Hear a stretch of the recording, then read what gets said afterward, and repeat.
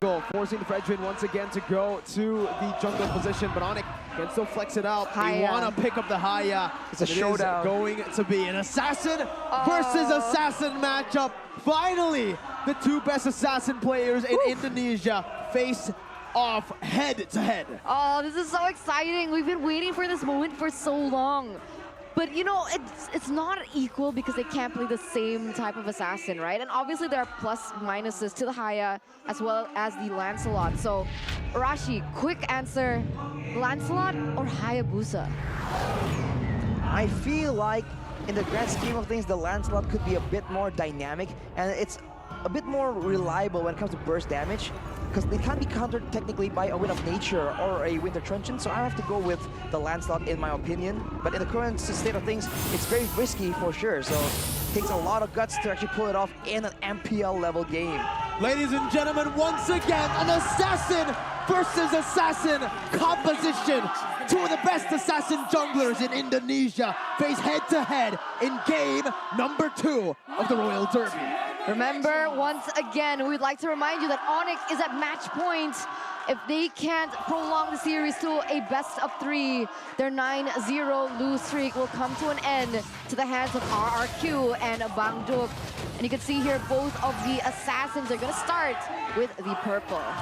You have to wonder if Onic is feeling the pressure right here, trying to rewrite history. Sans is forced out, but like I mentioned, they want to go for, you know, just the regular team comp without really trying to counter Keyboy, but then they do go for a lot more purifies, treating him like a mini will be going for the Tenacity Emblem. He goes for the Concussive Blast to try and help with the wave clear, and with a Farsa, we have seen that this is a deadly combination, and that's not even counting the fact that Kyrie is in the jungle with an assassin himself. It's actually pretty cute with the way that both of these teams are rotating. They're literally mirroring one another. Not only is Albert and Kyrie mirroring each other, Vin as well as Keyboy, they're doing the same thing as well. They're trying to give both of their goal laners a bit of a chance. And it's interesting, right? Because RRQ, even though Clay is on the Lilia, I don't see him being able to roam as much as I'd like. He's not been able to clear as fast as I would like as well.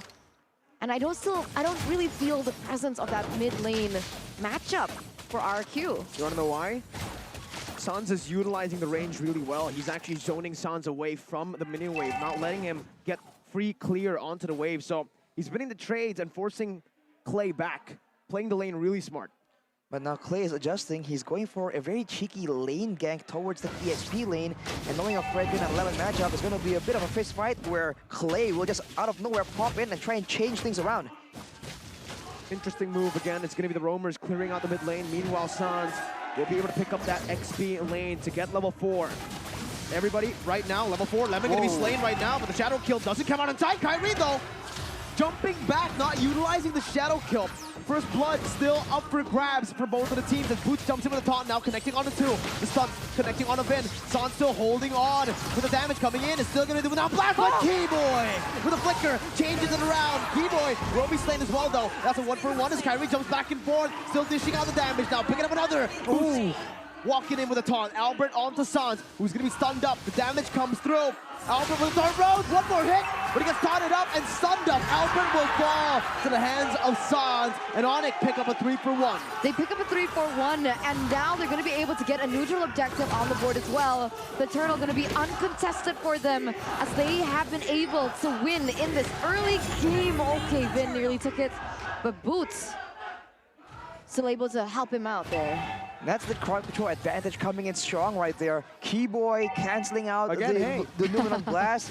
Boots with the taunts and Sans with the stuns. It's just a bit too much for RRQ to try and match up early on in a 3v3. Maybe waiting for the team fight is what they want to do. The talent prediction, though, is the same thing, isn't it? Same thing, 4 versus 2.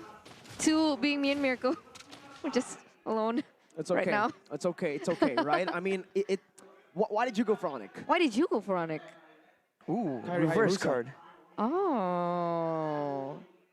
Yeah, okay. Okay, why did you go for enough. RRQ? Oh, no, never mind. I'm asking Arashi why he goes for RRQ. That's like a wise water question. Anyways, Lemon, yes. What happened? In an XP lane, gonna be taken out. Now is that the counter revenge, the snipe, everything popped in Vin will fall as well. Onic now with a 5-kill lead on the board. A 2,000 gold lead as well built up. Blazing Duet gonna be popped in, but Tyler's Revenge is gonna be able to find its mark. CW not having the render stop, but Kyrie jumps into the back line with the shadow kill. Skylar able to escape, but Kyrie finds the shurikens. Clay now looking for a trade, but will be gunned down by CW. Poked away. He's looking for a snipe, but it's only on to the turret, as Sans doesn't get the feathered airstrike down in time. Now you can see the exact opposite situation here. Onic are the ones that can engage, that has a lot more crowd control, and RRQ are the ones always tentative when they're approaching a fight. Later on, though, they have the advantage of having a lot more DPS with that Lolita, well, not Lolita, the Lilia in the mid lane. But I think that they have what it takes to try and block, you know, they have counters technically, right, against the members of Onic. They have targeted crowd control and the Bulwark to try and block damage from CW. So I feel like RRQ has still a very good chance, but it's going to be a lot more difficult because they did relinquish that Kufra pick to Keyboy, and he's making absolutely great use of it. Yeah, because of that, right? Because of that, the aggression on RRQ is very visible. You can see that almost every member is below 1 level of Onic. And remember now, Albert, he's actually a level below. We'll see what he can do with it. Lemon chains EC to put an airstrike. Comes down, boots with a flicker. Appraiser's wrath to the backside. Lemon gonna be forced to back away as he jumps in. Again, mounting boots, but after him now, blast onto 2! That's the follow-up from the baby alien! And that's the Titan's Revenge connecting on the bench, still able to survive as CW picks up a lot of kills. Now with the gun down and the flicker to pick up a double. Kyrie falls, but Onic rises to pick up the turtle. Skylar gets a trade up top, an objective traded in for the turtle, but Sans has placed in some damage onto the mid lane. Skylar is rotating back into the mid lane to try to savor it. You know, Keyboy is so good at counter-engaging, right? Because if Keyboy wasn't there to cover up after the Numenon Blast that landed by Vin, I think things would have ended up a lot more different because the follow-up that naturally was there by RRQ. And in the end, once again, RRQ keep forgetting that CW is free to hit. And you can see here in the instant replay. Initially, it's just a great engage, but Sans was able to survive first of all. And afterwards, Clay has a lot of damage on the Lilia, but not nearly enough. It is a hero that really does a lot better in the late game still. So now, in this mid game, is actually a weird situation where, with Lilia, right, the level 1 to 2 is very, very strong, but afterwards, it's a bit of a dip until the late game, where after the Enchanted Talisman that he has built up right now, he also requires a few wands to try and get the ball rolling. The Ice Queen's wand, the Glowing wand, and without that, he cannot hope to match the damage output coming in from Onic. Now at a 4K gold lead, you have to wonder if they've made too big of a blunder to recover from, because Onic have full control right now, and you can see them stalking their prey. Yeah, to talk about the Lilia, right? I don't think her main focus is damage, right? Especially in the early game. Her main focus is her utility, her slows, but man, CW already dealing out so much damage, and that's why he has his power spike. The BOD already built in for him. And look at Boots, again, just the oppressive force. Onic, the way they win games is through Boots winning in his matchup, and with the Fredrin, that's what they secured for him. It's a very strong hero indeed, having a lot of sustain, a lot of tankiness, and weirdly enough, deceptively high damage. So Boots definitely will enjoy using that hero, but later on though, with more items being built by RRQ, I do feel like he's playing a bit too aggressively. He can enjoy it for now, but he needs to adjust later on, because otherwise he will get bursted down once the members of RRQ have enough damage.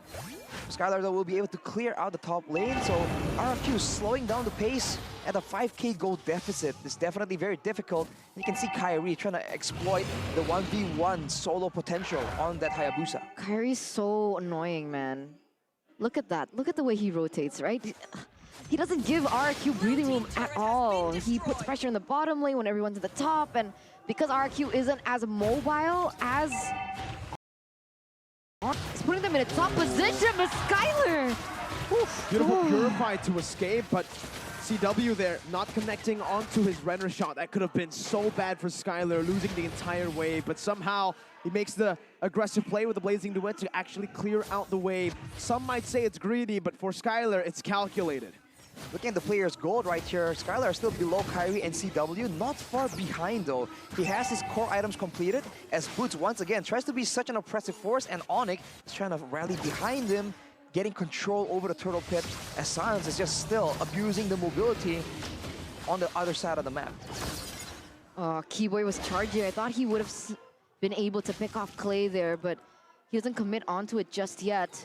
It looks like Onic Esports have been better at controlling the side lanes, but Luna Blast? Luna Blast gonna be able to connect right there. CW can be taken down, and that's Albert who picks it up. Sans though finds the gold laner as well. Both gold laners from RQ and Onic have been picked off. Boots with the Appraiser's Wrath. Clay dodging away from it with the black shoes as Keyboy jumps in with the Timer's Revenge, hitting him back so that Boots stays alive. Meanwhile, in the bottom lane, there's a 1v1. The alien will fall. Kyrie will not be abducted today. Wow, a 1v1 in the midst of all that, and all things considered, it's still a gold swing towards the side of RRQ, I believe. It was almost a 5k goldie earlier. Now it's only 4 as Vin gets jumped on. And this is why it's so difficult, man. It's just a different situation as Clay just walks in, though. Black Shoes is being pumped already. Gets taunted up. Keyboy actually was able to steal the purple buff away from Albert with a basic attack and a bouncing ball. Bit of a solid resource advantage right there, especially considering that Kyrie will be able to secure his own purple buff right here, right now. Oh, it gets resetted though. Keyboy already charging in. Ooh, Vin is blocking the shots with the Bulwark. That's very good placement, but look at the waves right here. RRQ have an advantage. Onic are the ones pressured to make the play happen, but Clay needs to be very careful, man. Now, especially with the Black Shoes down, with the Purify down, he needs to stay in the back. His role is not to probe for information with spells because he has no range like that. And Kyrie, using that window of opportunity, has cleared the top side, rotating towards the Lord yet again. Only an Ice Queen's once built up for Clay. He is on very low items here, not a lot of gold available to try and be the secondary carry. Whereas you can look for the side of Onic, both Sans and CW, they have a lot of damage and a lot of range being the key factor here. If they go into a siege situation, Onic by default has such a huge advantage. Skylar needs that Wind of Nature as soon as possible to be able to dish out the damage and not get picked up. But look at this. Lemon gonna be chain CC'd there. That's a snipe connecting onto Albert as Onic are able to secure the Lord. Lemon now with the split is able to disengage. Skylar gets that Wind of Nature. A bit of respect over towards Onic, who built up a 6.2k gold lead. On Kyrie with the Malefic Roar here. Actually, more damage, more penetration as well as he goes in for the pickoffs. And that's kind of been the save and grace for Onic. They have so many options when it comes down to damage. They have damage coming from Sans, CW, Kyrie, and even Boots on the Fredrin. They do have the Wind of Nature completed on Skylar, though. That means that Kyrie is down one target. And considering Clay has the Black Shoes, Kyrie might be able to force it out before a fight even happens, so we'll have to see how that plays out. But for RRQ, man, they just stuck waiting right here. I feel like they really should have done this all the way since the beginning instead of playing from so far behind. But look at the damage they're gonna start! Oh my god! Ooh, forcing the Black Shoes, CW and Sans. The dynamic duo. Now with the Heptaseas, it's gonna deal even more. CW is gonna have to, Clay is gonna have to respect CW's damage there. On the Lilia, sure, you have sustainability with the Black Shoes, but I think at this point, CW might be able to one-shot him. Wait, what's Vin doing in the top side there? He's waiting just for a flank. If they overcommit on this Lord, he can pop a conceal and he can look for an amazing flank to get a 4-man, possibly 5-man. Just keep watching him as Onic look for the base turret. Lemon gonna be taken out there. But here it is. That's the Black Lightning too, and it's the core members. But no one's there to follow it up. CW's gonna be able to kite away. Sans flickers out. Keyboy now knocking Vin up. Not able to lock him down just yet, but Kyrie jumps in with the quad shadow. Back again now. The shadow kill already to take Vin down. 12 minutes in the game. Wind of Nature popped in by Skylar. Onic will choose to disengage, looking for the base turret in the mid lane. Guys, remember, look at this, 9,000 gold lead. Sans trying to deal out as much as he can, but Albert tries and go for a kill, but Sans is still able to escape. Onic, it looks like they're gonna disengage now. I thought they were gonna go for it, and that could be a mistake. You're playing it more calculated, but Albert gets jumped. Oh no, the snipe as well. Albert gonna be taken low, but Keyboy will lose his immortality. This might be a mistake for the side of Onic, as CW still banking on that Nibiru. Now he swaps. Boots gonna be able to bring Lemon back onto the fray. Kyrie on the back will slay them. Keyboy will fall, but so does Lemon. It's a 2 for 2, but Onic still have their damage dealers. Whew. Clay just doing a lot of damage right there. That's why we're talking about respecting the potential of the DPS. But Onic though, despite losing Boots and Keyboy, they made sure that Kyrie and CW as well as Suns are all alive and well, and they've extended their gold lead up to 9.5k, with CW picking up a Host Claws, looking to outlast the damage coming in from RRQ. It's insane how both of these teams are playing, honestly, to this point. Remember, though, they are going to start collapsing once again around the next Lord.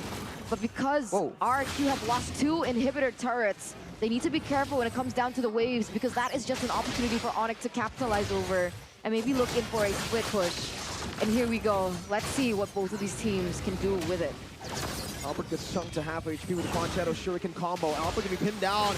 Beautiful Thorn Rose though to get out of the Tyrant's Revenge. Well timed as Boots is able to walk them down. Defensive Execution is gonna be used up defensively as Lemon tries to jump into the back line, but Sans will still be able to pop in the wings by Wings. Kyrie now jumping with the Quan Shadow as Keyboy finds one. Now with the Tyrant's Rage, not able to use the flank for them. Now blast connection to the back line. That's a snipe connecting. Sans still able to front to back. Kyrie in the back, walking them down, taking a double. Clay all alone as he flashes the Onic PH emote. CW flickers forward to secure the killing spree, and Onic have equalized in game number 2. Equalize with a 12,000 gold lead. Onic telling RRQ it's not going to be that easy if you want to break our win streak.